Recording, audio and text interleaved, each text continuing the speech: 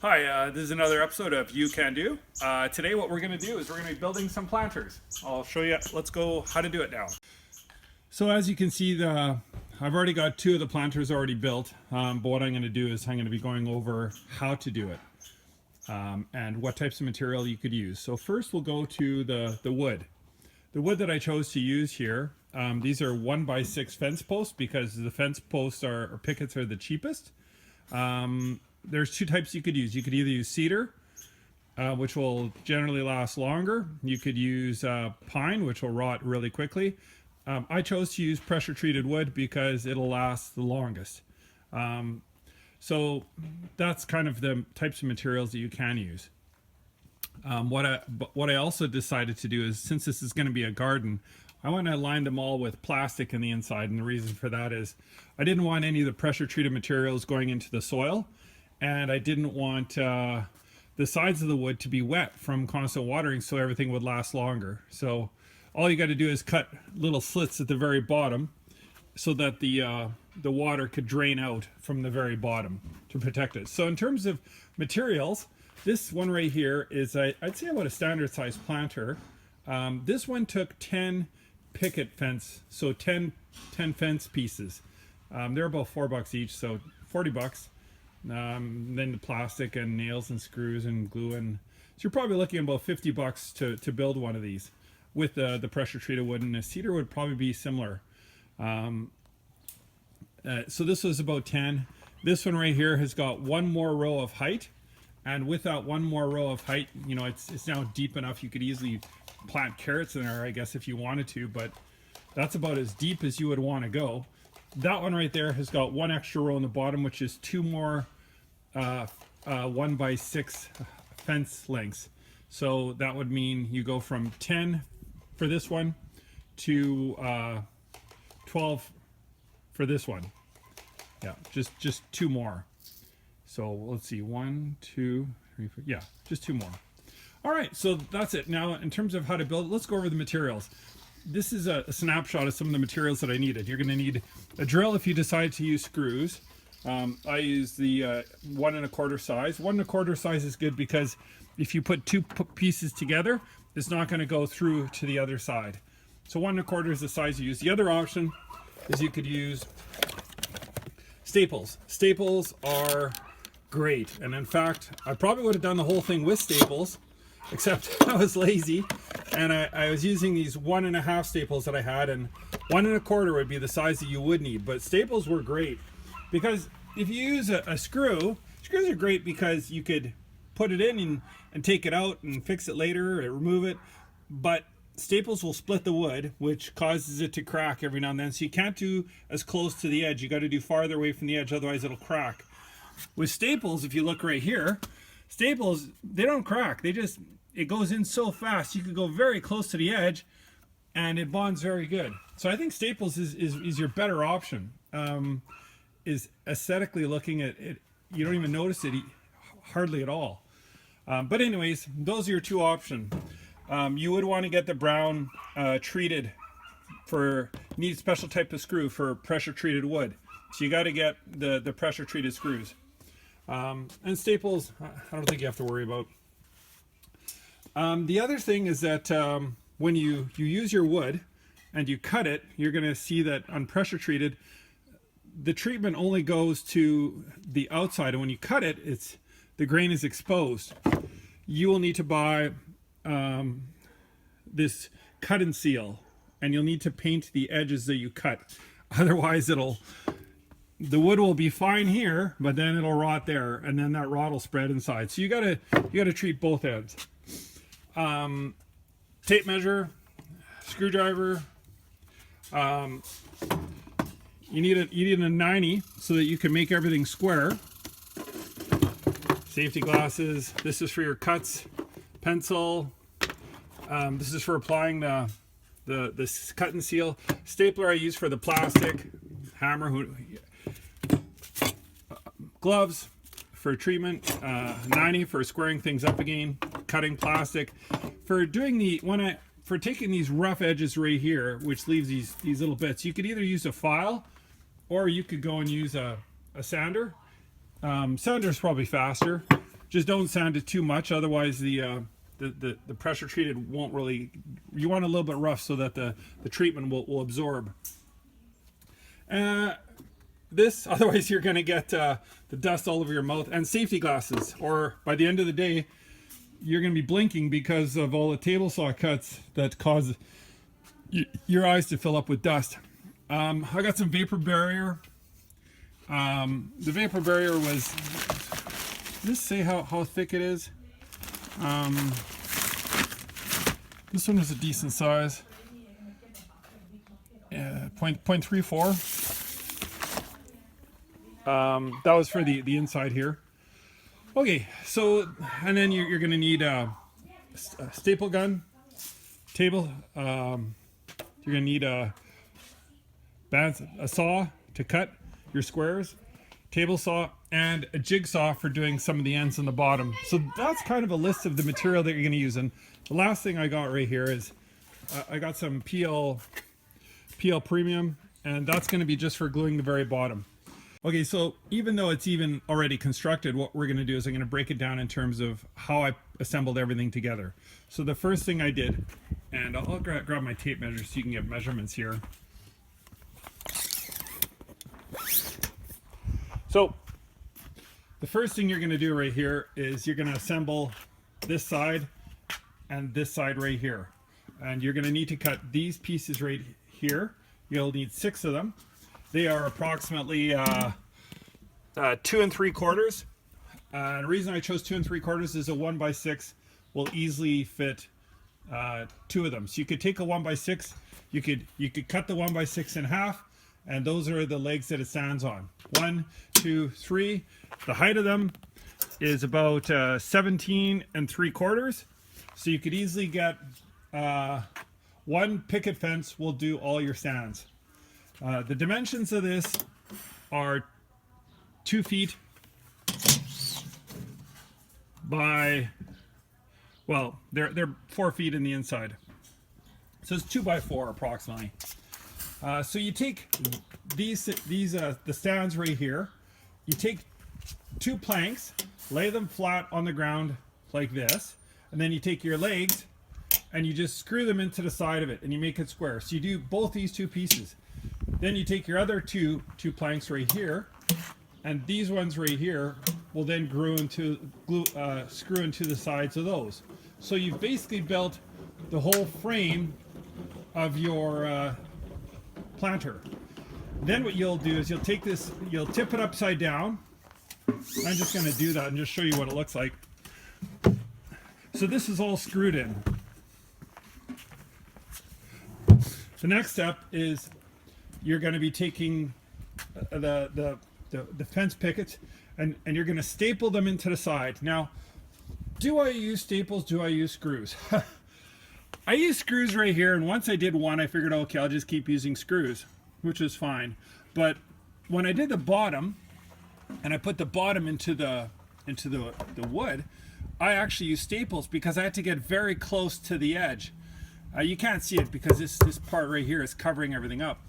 But the staples penetrated very close near the edge and nothing was cracked. You look at all these and none of them are cracked. And if I would have used screws, they definitely would have cracked. So you know what? You're going to need a staple gun for sure, I'd say. Definitely. And in fact, I would probably use a staple gun for the whole thing if I were to do it again. Just because you don't really see the staples. They're way less visible. So you put these pieces in, space them apart. It's good if you leave little gaps because you're going to cut holes and you're going to want to make sure that the water drips out the bottom. You do not want them tightened up too much. Now, once the bottom pieces are all put in, you're going to have to cut around each of these. So that's what your table saw is going to do. Your table saw is going to cut around these 4 corner pieces, and that's where you're going to use your jigsaw. Sorry, your jigsaw is going to be used to do that. So you measure it all up, put those all in. The last step you do then is you put these pieces right here around the frame. And the reason for that is I figured, what if the staples happen to let go because of the weight of the soil or whatever, and these planks came up. This piece right here, by screwed into here, is holding these pieces down tightly against it. And what I'm also going to do is I'm going to put some PL Premium in here And you could probably do it in the inside, it'd probably be even better. And that's also just so that this is all held very tightly to everything. So I'm probably going to do it on the outside as well as in the inside. So that puts everything together.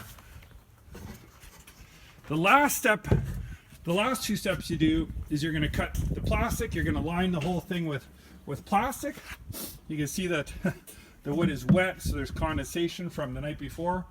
And then what I did is I cut little slits in here so that the water is going to drip right through, because you don't want to get root rot. If you line the whole thing with plastic, it'll protect the wood from rotting, but on the other hand, you're going to get root rot. So you want the water to drain out the bottom.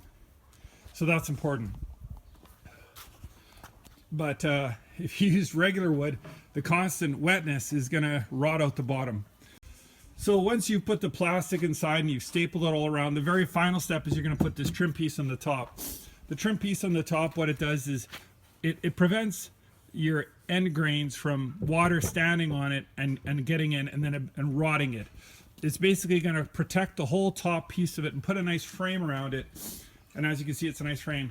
The other option you could do if you wanted to make this look really amazing is you would start trimming it and cover up all these screws and the wood. And all you would do is you cut a length of wood right here, you'd lay it down here, and you'd staple it in.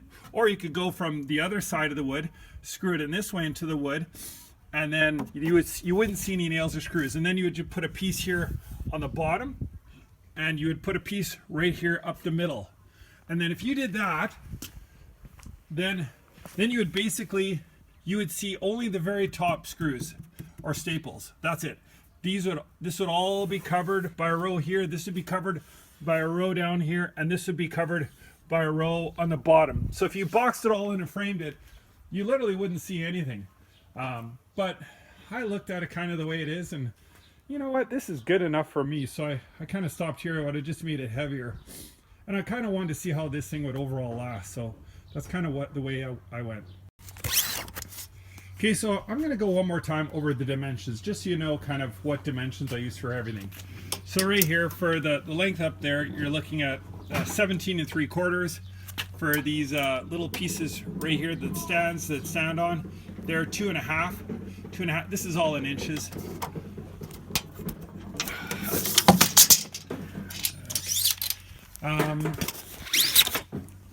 These ones right here, this length right here to here is 4 feet. This one right here is 2 feet. And a standard picket fence is going to be slightly longer than 6 feet. So you could cut off a little bit of the ends, a tiny bit, and you'll still have enough room. So this is 2 feet this way. This is 4 feet this way. You know the height of these. And again, this is also 4 feet. And these ones that go on the inside, they're also 2 feet across, because it's the same as these, 2 feet. So everything actually works out really good. The trim piece here in the very top, that one is 1.5. You can make it, if you wanted to put trim pieces right down here, you can make it slightly longer, and then it would come up to the length and you'd have a lip over the edge. So that's all the dimensions. And then if you make a deeper one, which would probably be for carrots or something like that, or something that went a lot deeper, because that's a lot of dirt that's going to go in there, you would just need one more row. That's it. So that's all the dimensions. Right now, all I'm going to do is I'm just going to glue the inside just so that the pieces don't separate. If you look down here, these planks, they're stapled in, and I don't want the weight to separate. So I'm just, for added protection, I'm just going to put a little bit of glue around the edges.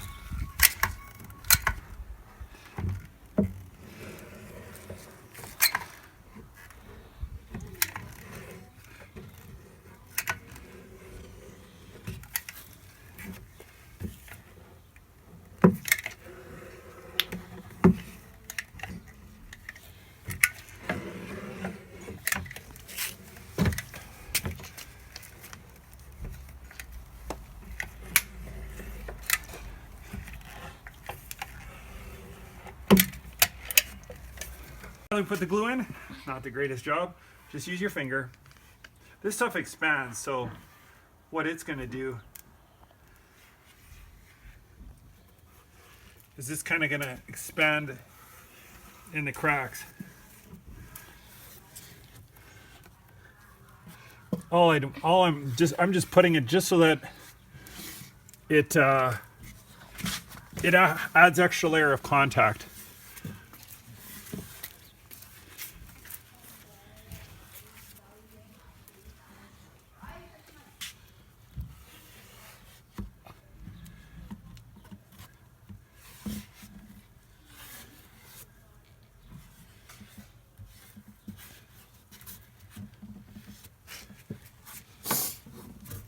Okay, last thing I want to talk about, what do you do right now for final treatment? In my case, I just use this cut and seal and I touched up all the loose ends and that's it. This was just pressure treated. However, come back here, Ryan. So right here, if you want, you could stain this. But if you stain it, if you look right here at this plastic, you're going to see lots of moisture in it. And that's just from overnight. Why? This wood is all wet. It's going to take probably 3, 4, 5 months of the summertime for the moisture in the wood to go away. So if you go and stain it right now or something, it's going to bubble, it's going to peel, it's not going to adhere. You have to let this thing dry probably a summer or at least a few months in the heat to the point where there's no more moisture in it. Then you could stain it and you could treat it again. So I would definitely recommend you lining the sides with plastic of anything. And then if you're going to stain it after this or treat it, wait until all the water gets out of the wood, because a lot of the wood nowadays, it's super wet when they cut it. They don't dry it because it costs money.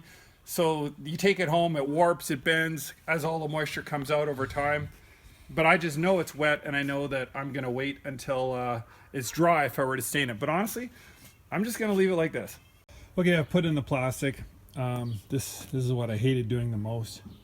It's quite thick, so it's like trying to fold a present, and it just keeps moving. Probably the most frustrating part. Anyways, if you find a marker like this stripe, and if you start it in the middle and then go square across, then you know that it's going to be square, and that way when you lay it, you're not going to you're going to have equal amounts of space in both ends, which is good. Okay, just so you can see that I actually did it, I'm going to film me putting on the very top cap on. Here, Ryan, you want to help me out? Take a shot of this? Okay. Safety glasses, air mask. Back up.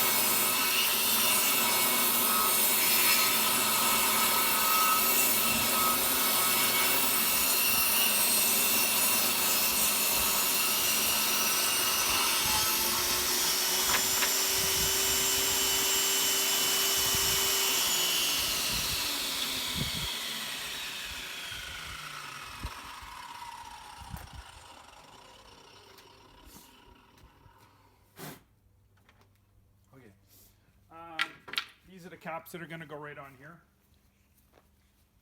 They're going to go right here and here.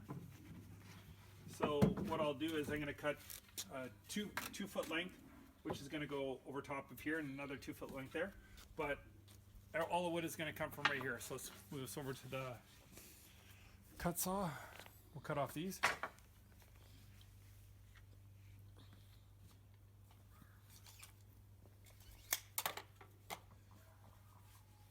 A lot of times the ends are uneven. So usually what I do is I just trim off a little bit of each end, because you got a lot of room. so you don't need the whole thing. There's a couple extra. First thing I usually do is just trim off just a tiny bit.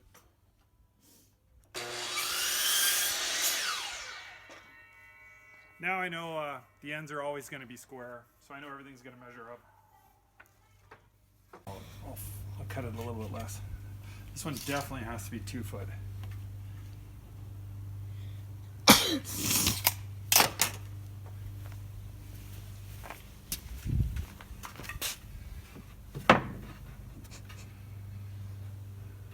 Thank you so much for watching. Have a great day.